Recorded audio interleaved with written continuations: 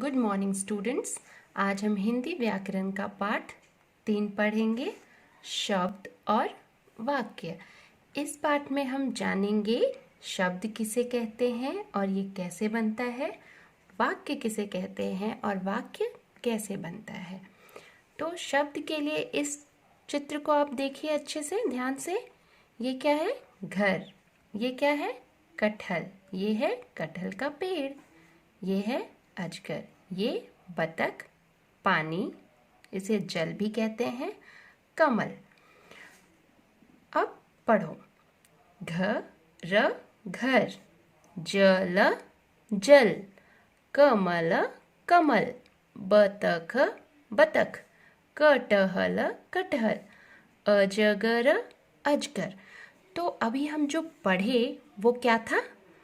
वो शब्द था, उसे ही शब्द कहते हैं। तो अब जानते हैं शब्द को विस्तृत रूप से। शब्द क्या है और कैसे बनता है? शब्द वर्णों के सार्थक समूह को शब्द कहते हैं। आप भी दोहराइए। वर्णों के सार्थक समूह को शब्द कहते हैं। वर्णों, वर्ण, वर्ण आप जानते हो। इसे पिछले पाठ में हमने वर्णमाला के बारे में पढ़ा। तो वर्ण क्या क्या होता है? जैसे क, ख, ग, अ, आ, ये सब क्या है? ये हिंदी की वर्ण है। ठीक है। तो वर्णों के सार्थक समूह, सार्थक का अर्थ होता है जिस जिस समूह का कुछ अर्थ हो। ठीक है, बिना अर्थ वाला नहीं, कुछ ना कुछ अर्थ हो। जैसे घर, घर का मतलब क्या है यहाँ पे? ये घर का अर्थ क्या है? ये घर, घर मतलब जिसमें हम रहते हैं। अजगर, ये सांप का नाम है। कमल, ये फूल का नाम है। तो जिस शब्द का कुछ अर्थ होता है, ऐसा समूह, ऐसा वर्णों का समूह जिसका कुछ अर्थ हो, उसे कहते हैं शब्द। कैसे बनता है शब्द? दो या दो से अधिक वर्णों के मेल से शब्द बनता है। आप भी दोहराइए। दो या दो से अधिक वर्णों के मेल से शब्द बनता है। जैसे घर, घर में कितने वर्ण हैं? ये घ एक वर्ण है और र दूसरा वर्ण है, और ये दोनों को जब हम जोड़ के लिखे तो क्या हुआ? घर। ठीक। पत्र, पत्र भी दो वर्णों का शब्द है। सड़क, सड़क में कितने वर्ण हैं? एक, दो, तीन, तीन वर्ण है। तो सड़क भी तीन वर्णों का एक शब्द है। अब यहाँ कुछ देखिए। वर्ण क, ल, ट, ह। अगर हम क, ल, ट को जोड़ेंगे, ये वर्ण को जोड़ेंगे तो क्या बनेगा? कलट।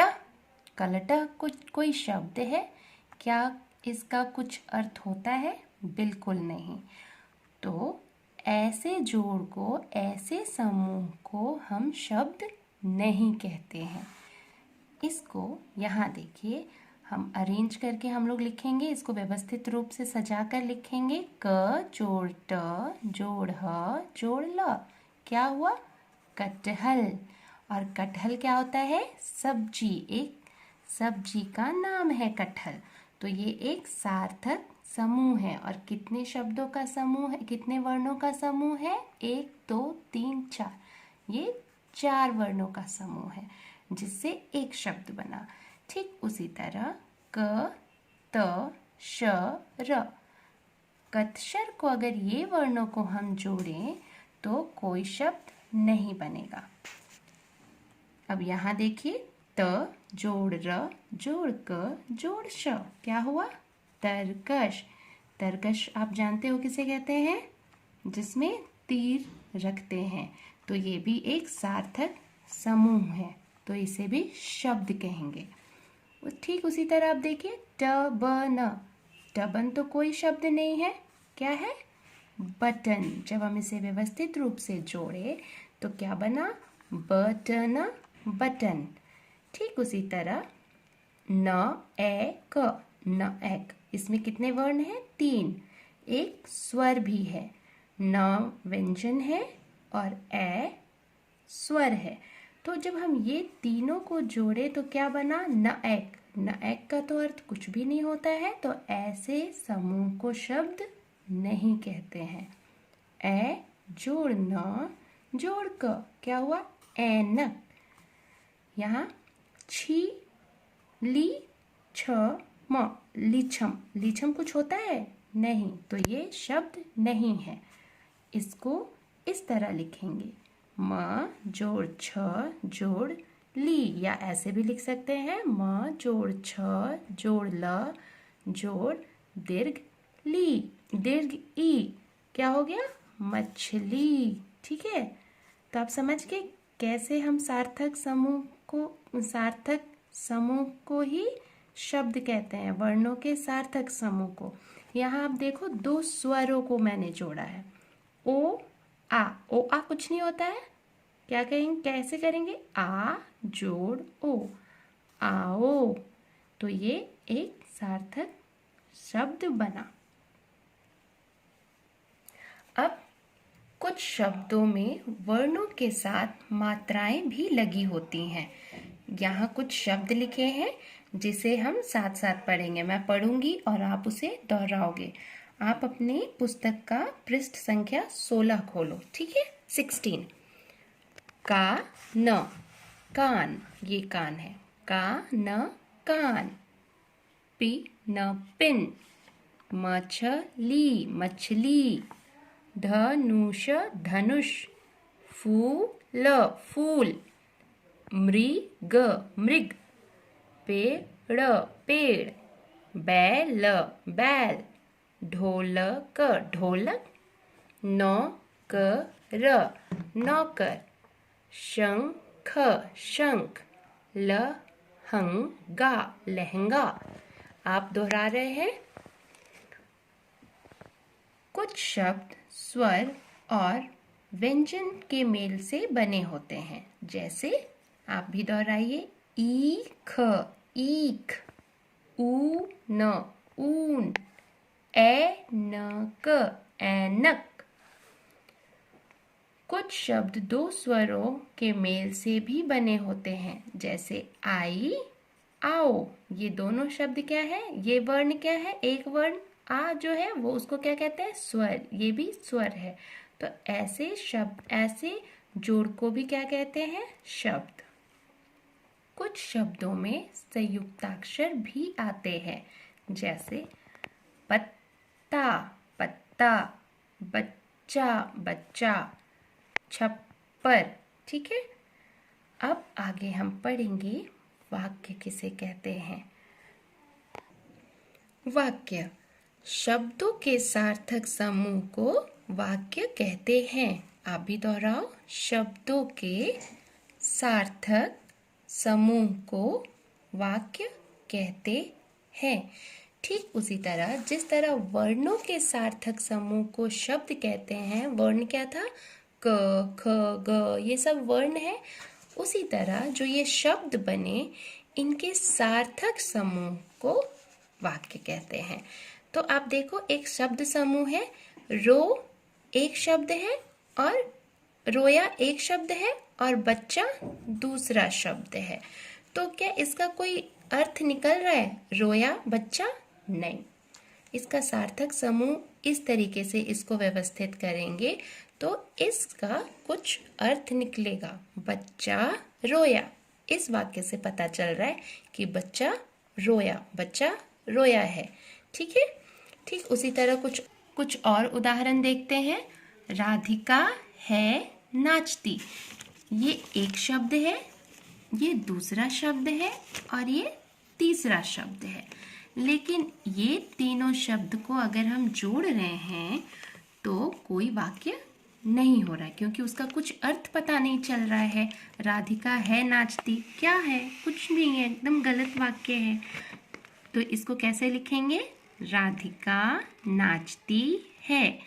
इस वाक्य से हमें पता चल रहा है कि राधिका नाचती है। राधिका क्या करती है? नाचती। नाचती मतलब डांस करती है।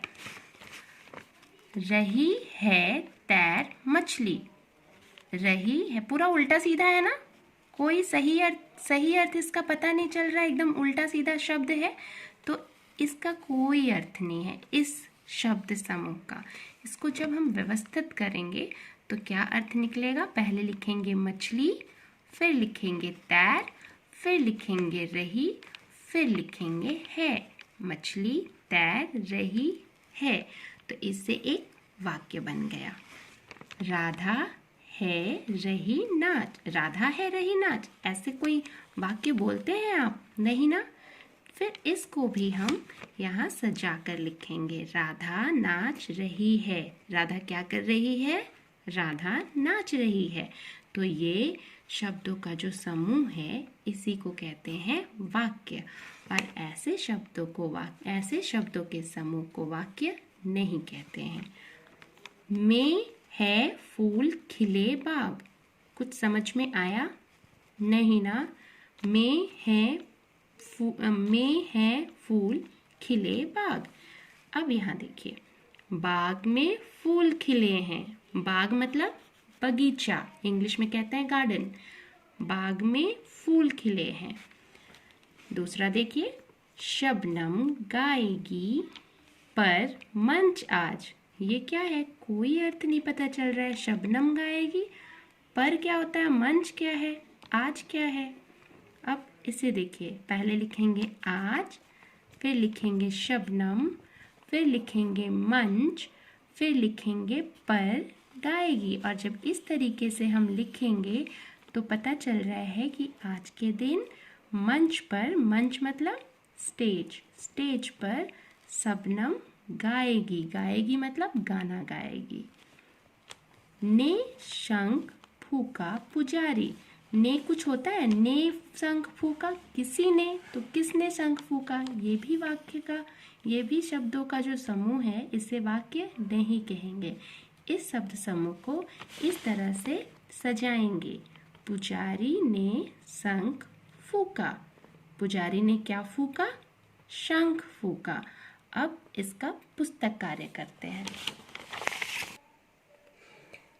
बोलने की बारी। शब्द को इंग्लिश में क्या कहते हैं? वर्ड।